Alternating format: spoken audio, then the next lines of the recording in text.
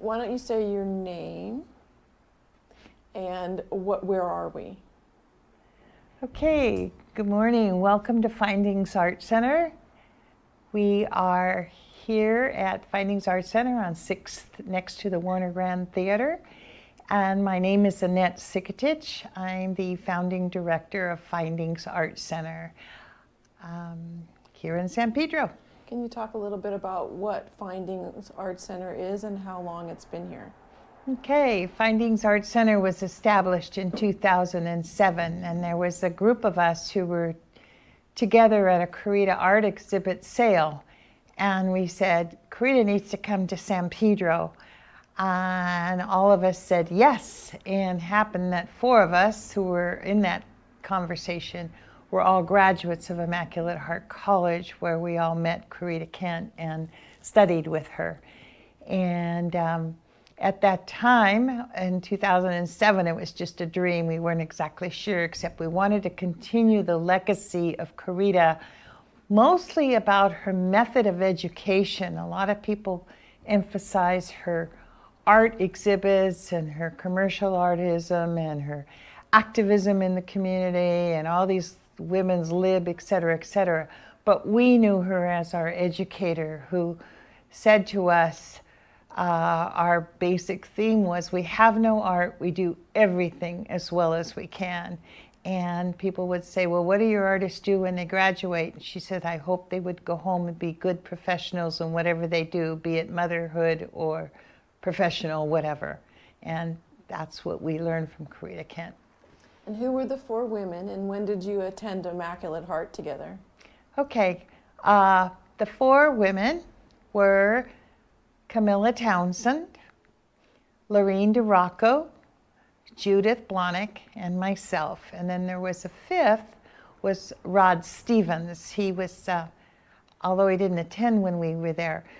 Now Camilla is much younger. She knew Corita in her early day, and actually Camilla was in the drama department. But at that time, the drama, the arts, the music, they were all united and worked together as a community of people. So when they had, for example, a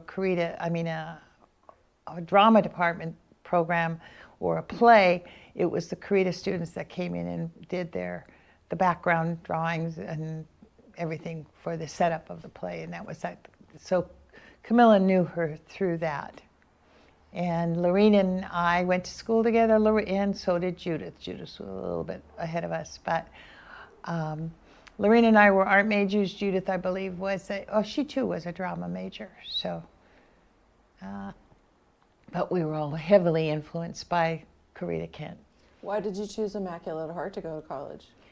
You'd had a Catholic education. Yes, so I was born and raised in San Pedro.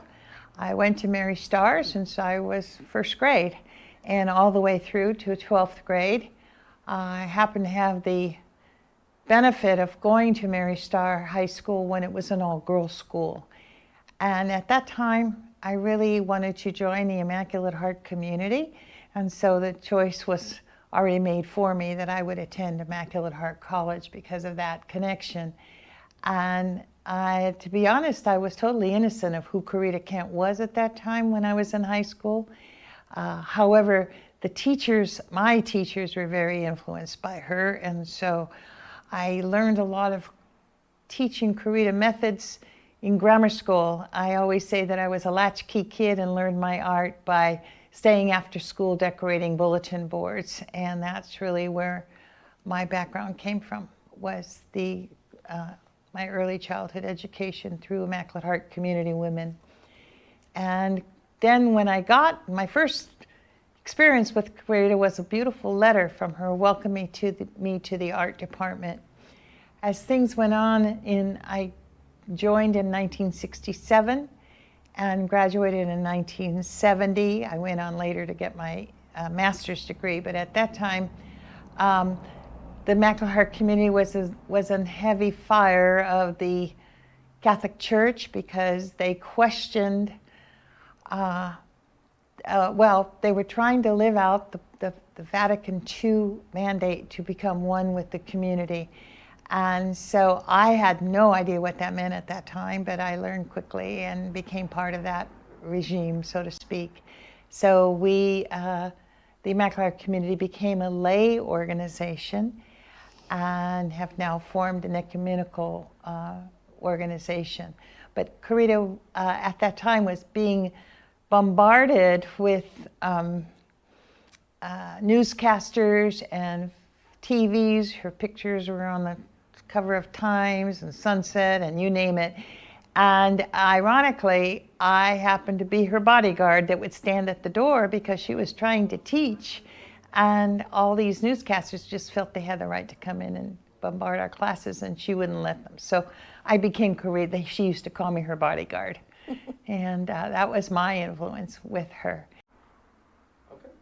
So we were talking about your choice to go to Immaculate Heart, and that you were Sister Carita's bodyguard. And what was your major in college? My major was art.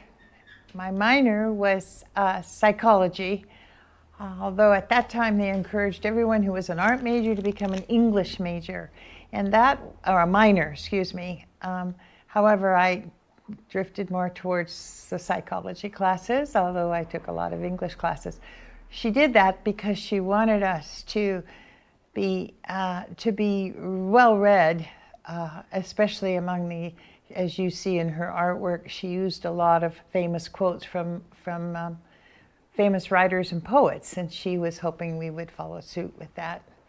And at that time, I didn't have much art experience except my everyday kind of, as I said, after-school art projects, and took one art class in college, in high school.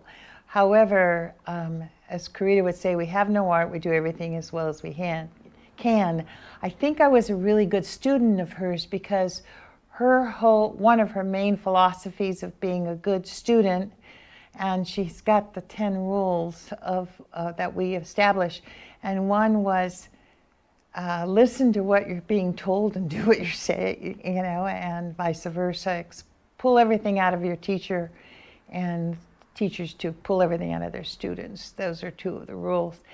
And so she loved me as a student because she'd say, draw 50 pictures of this contour drawing of this chair in 50 different ways. Well, I didn't know any better than to do exactly what she said. And sometimes she was a little bit, she was very strict with her work, and she'd come and she could see who were the professional artists who were taking the class, and she would have us put all our paintings on the wall, and she'd start saying, this has been said before, this has been said. And I remember one day she came to one of my pictures and she said, this has never been said before. And I said, that's for sure, because I never did it before. So those were the kinds of, if you just followed what she said, you became a very good student of Carita. And luckily I did, because I didn't know any better to get hooked in my own art at that point. So I did know always I wanted to ultimately be a teacher. And she was very heavy into influencing teachers to be good teachers, but looking through art as a way of teaching. And that's what I've done through all my teaching career.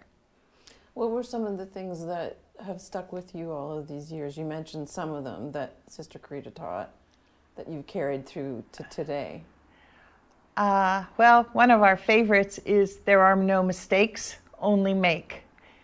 That's a famous Carita quote. There are no mistakes, only make. In other words, even the biggest mistakes of your life can be lessons learned, and how do you improve on those lessons? So that was one that always has stuck with me. Live every day as a new day, accept it as a gift. And I think that's gotten me through a lot of my current health issues, and positive thinking has always been my influence from Carita. Do you have a story at hand that you can tell us that how Sister Carita affected your leadership, especially in the community? You probably have a lot of those stories. Yeah. Her effect on me, as I said, is the everyday things that have happened. I will share a story, actually, it's a real story. recently when the protests, the current protests were happening here in downtown San Pedro, and the community was boarding up the windows.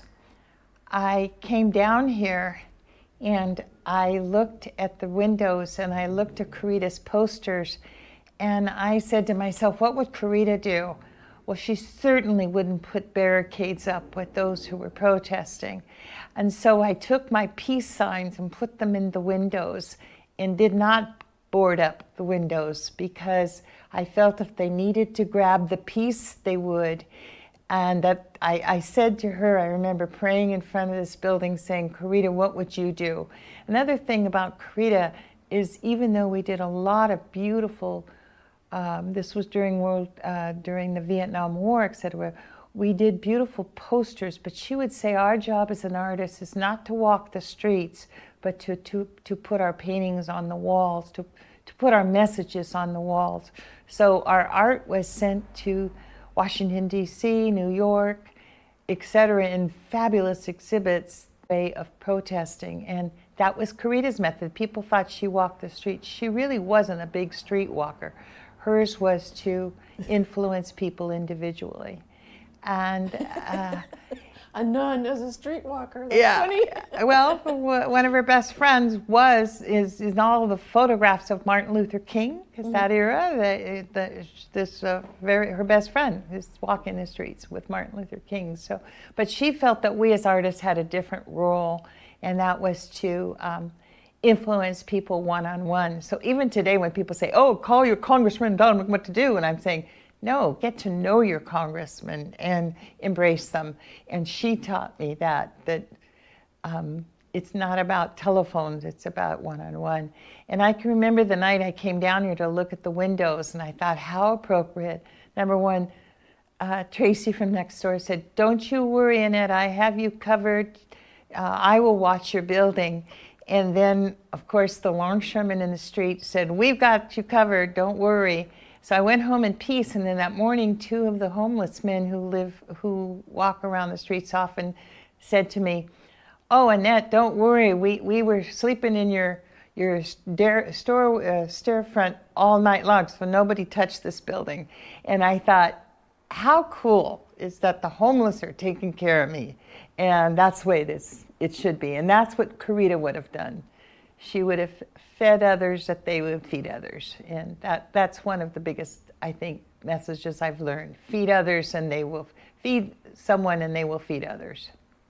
That time in the 60s was really particularly important for what came afterwards. Are there some memories that you have of that period of time that you'd like to share? I remember one of my first serigraphs that I ever did. Serigraph is a silk screening process that we learned from Carita Kent. And we were to write poetry about what the war meant to us. And the poster I remember painting, my poetry said, a war I will not fight is killing me. And I think that has been one of my philosophies of life, that a war I will not fight is killing me. And so we have to be aware of what is killing us and be aware of our choices of that. That's probably one of my biggest memories of that. Of course, I lost many dear friends, gentlemen, during that era, and that was most difficult. But I, as a Carita follower, stuck to a war I will not fight. It's killing me, and how can I change that? And you are surrounded by not only Carita Kent's artwork, but the work that you've done in the community. Would you like to talk about the Women's Project and some of the things that we have here on the table? Well, the Findings Art Center is not just about an exhibit gallery of Carita work. This all started, one of the things is I was a director of a Family Literacy Center, which is a national known program now. We were on the forefronts of the Western Coast of family literacy, whereby the mothers came to school with their children to basically learn English, but more than that, to learn how to get involved in their children's education comfortably, and how to be able to be advocates for their children in the schools.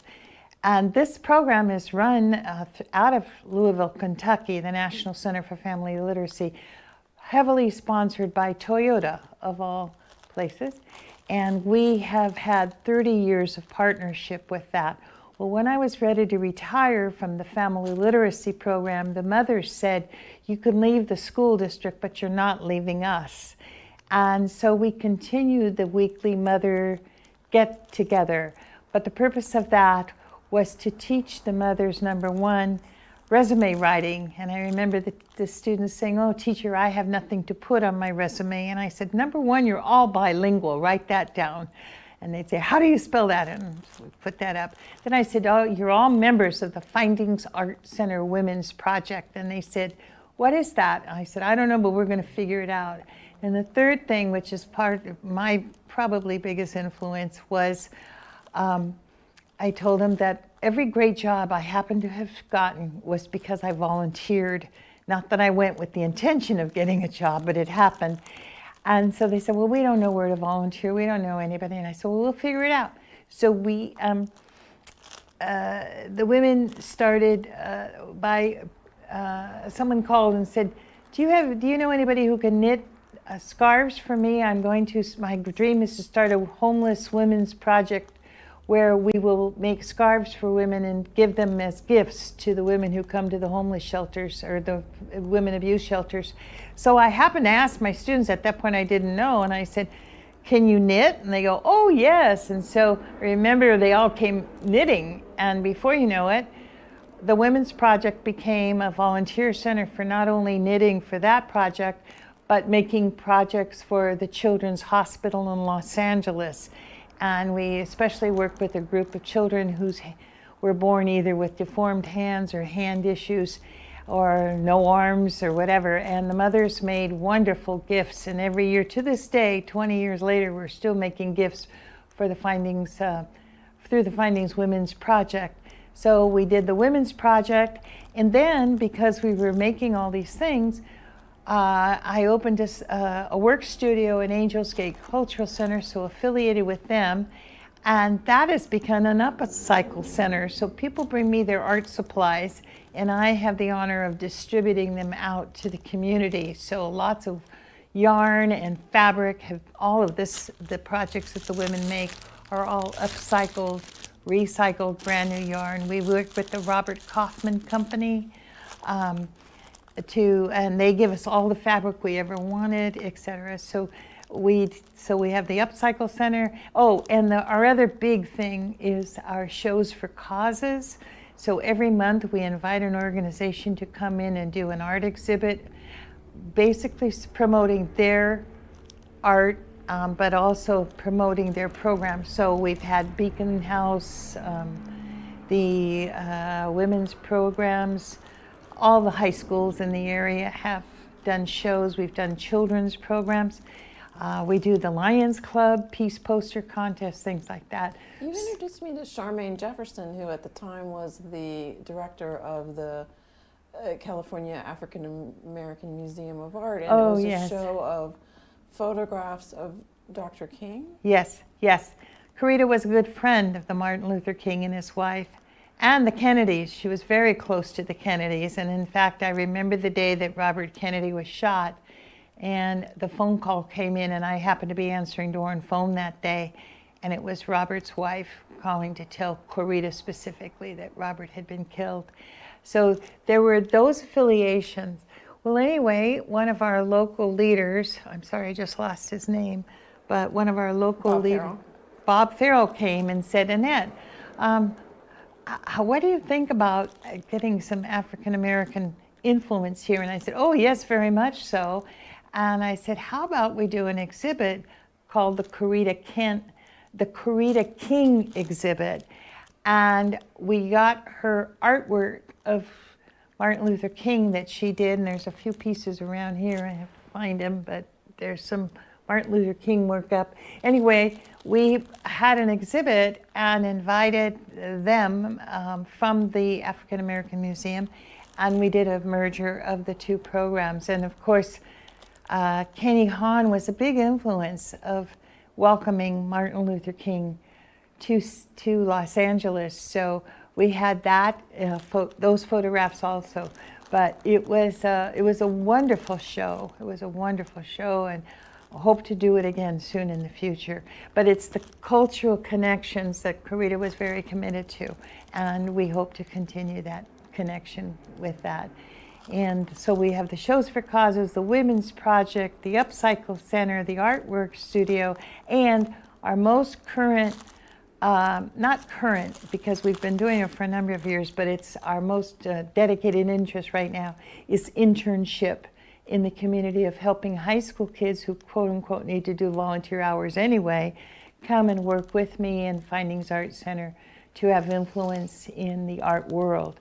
So my commitment now is to work with high school kids who will be our future leaders of the artists of San Pedro. And that's part of my teaching, but it's also, Carita said, you're not doing it for your art, you're doing it for the future of art. And so it's always my great pride to watch former students make it big in the art world. And I have. Can you name some of those students? Pardon me? Can you name some of those students? Yes. Well, right now I'm thrilled that a woman by the name of Alexa Clement, who is soon to be in her senior year at Long Beach State, started in my class in 3rd grade in the Artists in the Classroom through Findings through the Cultural Arts program. And I remember Alexa very specifically because she would do her work and then she'd read a book, and I thought, whoa, everybody else is running around having a great time because it's art time and they were done. But Alexa was there. And so when she came to high school, she needed an internship. And so she came to me, and now she's working for Grand Vision Foundation. She's now came recently to visit and said, I would like to be a teaching artist just like you when I grow up in a couple of years. And I said, well, would you join our advisory committee here in internship? I have 2 young people from Croatia who spent the summer with us, both heavily influenced by the Carita experience that they've taken back to Croatia. We have other high school students. I have a young man now in the military whose father thought that we should use this place to teach his son a craft, and they came in and offered to take everything out of the studio and remodel it and paint it all, and they did, all for free, because he wanted to teach his son how to be a painter. So this is what Findings is that you have an idea or you have a need, we hope to oblige to help you achieve your achievement in that project. And that's what we do with the high school kids, and we hope to do more of it. Another woman who does all of our art now, our Findings project, all our logos, etc. She works for Board's Head, or she's just retired, but she was one of my first students, Judy Robinson. She calls me her OT, and I call her my OS, our original teacher and original student. So that's over 50 years ago was my first art class that I taught in Ventura. And Judy is a prominent leader in Boris said we've got a painting of hers here, but all our artwork, she does all my publicity artwork, and that's exciting. And Henry Crusoe was one of your intern students. Who was it? Henry Crusoe. Henry Crusoe, another great moment. Henry came, and I think it was a sophomore or junior at that time, and spent the summer and organized a program with other high school kids. We did a major mural about taking care of the sea, which now that poster or that banner, it was a huge banner, and with Logan Fox and our local artists, they created a huge banner about taking care of the sea, which now is part of the Alta Sea collection of artsy craftsy things. But Henry was a very wonderful influence, and he has gone on to be a great artist too. He's in graduate school at Otis right now. Graduate school at Otis in art. So those are the kinds of thrills. I just had a young man who graduated from Cal State Dominguez, and he came. Well, as I said, I was talking about the young man who just graduated from Cal State Dominguez, and he walked in with all his regalia, and he brought his catalog, and he was part of the original family literacy program way back when he was a little boy. And I read the catalog, and it said, Ruben Salazar, summa cum laude. I said, Ruben, summa cum laude? And he said, Miss Annette, what does that mean? And I cracked up because I said, you don't know what that means, but that's the humble kind of kid he was. And I said, well, look, all these kids deserve credit. They all graduated. Their names are in the book. But then there's cum laude, and that's good. And there's magna, that's good. But summa means the ultimate. I said, did you get a 4.0? Oh, yeah, of course. Why not? Of course I did. So those kind of moments of pride. I have another one working in the film industry. And Diego, his brother, ended up in mathematics. And he's working for an big bookkeeping whatever company. So yeah, they did what they needed to do here, and they move on. And a lot of them I don't even know the whole story, but I do know the two in Croatia have taken their experiences here in America and in art and used them in Croatia. So that makes me happy to know that it's not, as Karita said, it's not just your own back door. You open the doors wide. Well, now that you mentioned Croatia, could you go into your family life? When did your parents move here? Where are they from? Yes. How did you meet your husband? Yes. Well, that's a lot. My father and mother, ironically, were born on the same island, but they're about 5 years age difference. So even though they were born on the same island, my father was in the south side, my mother is in the central area, and 5 years difference. So my father left when he was 17 to, he left a little later. What was the name of the island? It was called Zlarin, Zlarin, which is golden, and it's near the town of Šibenik. And anyway, he married and came by boat and did the old skip, jump the boat, etc. He had relatives in Seattle. So he made it across without a word of English from New York to Seattle and settled in Seattle. His wife sadly passed away of tuberculosis during the wartime, and that was part of the reason he came here, was to avoid fighting the war. And anyway, my brother was raised basically in Yugoslavia at the time, now Croatia, of course. And then my mother came when she was 10 years old, kind of the same bit of a story. Her father came first, and then my grandmother brought her 4 children, and a large picture, ironically, I love this story because it's a picture of St. Anthony, which she was very dedicated to. And she had that big thing, it was like a church-sized thing, and she carried it under her arm with her 4 kids. They didn't speak a word of English. And my mother talks about they were so hungry on the plane, on the train coming across, that someone gave them a banana. They had never seen it before and didn't even know how to eat a banana. And so they bit into it and discovered that's not the way to eat a banana. But anyway, she always tells that banana story. But anyway, she came here, she married, she came to Seattle, she married at a young age. Her husband fell on a ship and died of a hemorrhage on the ship in Alaska. And she was pregnant with my second sister. So now life comes along, and only as Croatians can do. They knew that these 2 wonderful widowers were alone with their children, and the relatives of the relatives put them together. And so happily ever after, they moved here to San Pedro.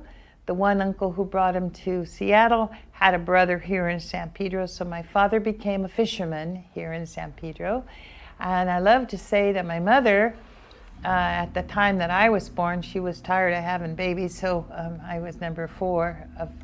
She got a job at the cannery, and that was the beautiful thing about San Pedro at the time, is that any woman who wanted a job had a job at the cannery. And at that time, it was a very just job because they all had insurance. I still have my same Kaiser number from those days, because all the women had medical insurance for their entire families and all the benefits through Star-Kissed Canneries, and the men were out to sea, and so my influence, the women heavily influenced this town and led this town because the men were out to sea, and my mother was part of that. And then, as I said, I born and raised in San Pedro, went on to Catholic schools here at Mary Star. And your mother lived to almost 100? My father lived to 96. My mother lived to 100 minus 2 months. And both of them, now we look back, it was all that organic food. We thought we were so poor, but we were eating out of the backyard. Everything we ate practically was from our backyard, including the chickens and rabbits and squab, etc. So I love to tell the story that I thought I was so poor in grammar school because I had to eat biscotti in my lunch pail when everybody else was eating Oreos. So that's my story of being poor in San Pedro. Yeah. Now I look at those biscotti and think, oh, if I had a mother biscotti, but that's the way it was in those days. We can always ask Natalie if she can make some. Yeah, yeah. And anyway, so we grew up here, and so it was a his, mine, and ours family. So when they did that His, Mine, and Ours movie, we were all proud that we were part of that scene. And but we always grew up to, it wasn't never a difference of all of us. We took care of each other and are a very close family. And ironically, pardon me? How did you meet Nick? Oh, okay. Well, just before Nick, I want to tell you about that big picture that my grandmother brought over. Okay. When she passed away, I was up there and the aunts were, oh, I want this and I want that. And they said, you want anything? I said, I just want that picture off the wall, because she used to tell me the stories of all these conversations she'd have with this picture of St. Anthony. So I took it off the wall and I turned it over, and lo and behold, is my father's signature in big handwriting. He was the town carpenter at the age of 15, and he had made that frame for her way before she ever knew he would be her son-in-law. And so now I have inherited the one and only piece that my father created that we know of here in America of carpentry work. So I love that story of how, Pedro goes around, comes around. So that's that story. How I met Nick, well, that's Natalie, my sister Natalie's fault, because she felt that I should meet someone who was good Croatian man, and I had nothing to do with that whole aspect. But then I met Nick, and it's a different story. So we basically met at a family dinner or luncheon. She tricked me by telling me I had to come pick up some papers. I did, and there was Nick at the table. And the cute story is I was walking out the door and I dropped my purse in the street, and he crawled under the car to get the stuff that I dropped under, and it was, like drop the handkerchief kind of story. Anyway, my big burly brother-in-law said, oh, you're so dumb, you can't even carry a purse. And Nick turned to him and said, don't talk to her like that. And I said, whoa, this is a man. So it's history. We were married within 6 months of each other, of meeting that night. And happily ever after, 46 years later, 2 children. And we started in Hollywood because he was a Croatian-trained chef, and he worked in a major Hollywood restaurant, which he was brought over from Croatia, or Yugoslavia at the time, but Croatia. And he's now my personal chef. Every woman should have one. Yes, they should. Yeah, it's wonderful. So what do you hope that your legacy will be after all of this time and energy? I also want to say that I think that you also have a lot to say and a lot to teach about being in service to the community, which I've certainly tried to pick up on. I think that recently I have been going it's part of my journey, going through a year of cancer, and I cannot help but be positive because so many positive things have happened. But the most rewarding of all is the cards I've received from former students, I have to tell a story. This is Pedro. There was a young man in my class, and I'll use his name. His name was Joe Melanson. And he was a wonderful kid, but he wasn't the star. He wasn't the football player. He wasn't the top A student. And I kind of felt sorry for him because he wasn't any one of those. And I would be nice to him. I guess he would probably have been the kid that was bullied. I received a beautiful letter of him telling me how kind I was to him, and he never forgot that. And I haven't seen him since 8th grade, and so that's how many years ago. Anyway, those Joe Melanson stories have got me through this whole cancer experience and my daughter, who is a nurse now and really has helped so much, she keeps saying, "Mom, get serious, it's stage 4. And I said, well, 4 is my favorite number. Why would I regret 4? And I've lived a full life, and the rewards of teaching, the Women's Project, the Findings Arts Center, the family literacy. And I also was a youth minister, taught at Mary Star High School, done a lot of beautiful teaching experiences in my life.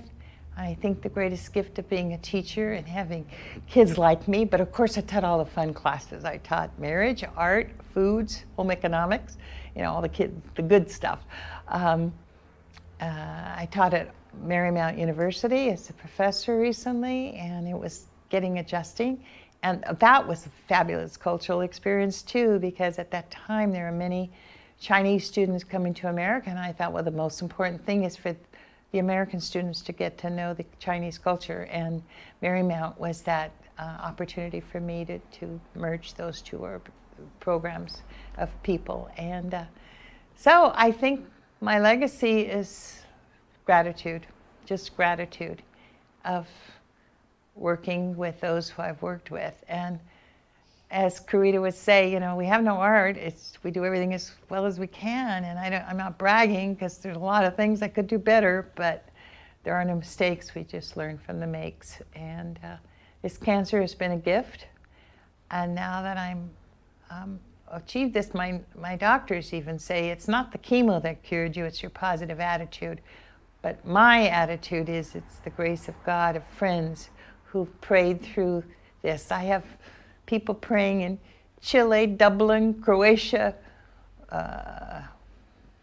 Kentucky, all over, that reminds me that our world is small, and whatever ways we could touch each other is what's important to my legacy. And that's what Karita would want. She would say, don't copy me, be the best you can be. Sweet. I want to cycle back for a minute about remember when you got the group together from Antaeus Theater Company. It was directed by Judith Ivey, and it was a script in hand of Little Heart. Can you talk a little bit about that and how that all came together? Because I'm getting quite verklempt, but I don't know why I was involved, but you asked me to say something. And afterwards, this idea of your work and Camilla and Judith and Laureen and the influence of Karita on this town is really profound. And I would not be doing this work if it wasn't for you. And and the influence of Sister Karita. So can you talk a little bit about the play? Well, Judith Ivey, I'm trying to remember how I met the woman originally, but we had just opened Findings Arts Center, and we wanted to introduce Karita Kent to San Pedro. Of course, there are many, many graduates of Immaculate Heart College who mostly live in RPV, who I'm learning every day. They come by the window and go, what's Karita Kent doing here? And I go, well, how do you know her? And they will say, oh, my mother went to school with her, or I was a graduate of Immaculate Heart, or whatever. And so there is influence in the town. However, back to, what was?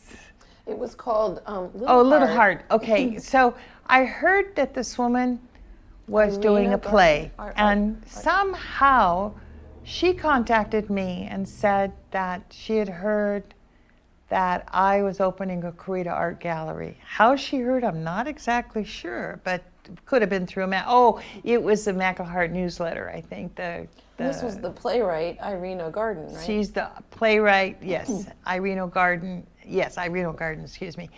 And Irene asked, and I said, well, let me ask at the Warner Grand Theater if you could do it there, and it could be our grand opening for Findings Arts Center. This is the funny thing is, things have just fallen into my lap. It's not like I planned this at all. It just happened.